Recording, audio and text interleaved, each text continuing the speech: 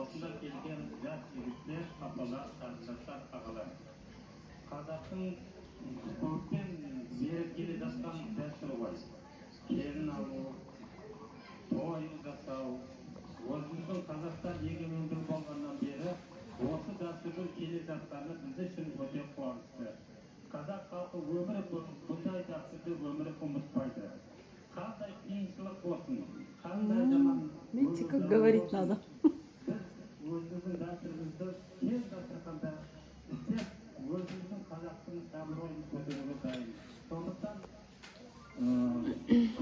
келген қонақтар, менің сіздерге айтатыным енді екі жақ бақытты болсын. Ешқандай жамандық көрмесін. Ата-анасының алдында, енесінің алдында абыройлы болып, қарияларды үлкен-кішілерді қошеметтеп, келгенде бір шай беріп ұстап отырсын.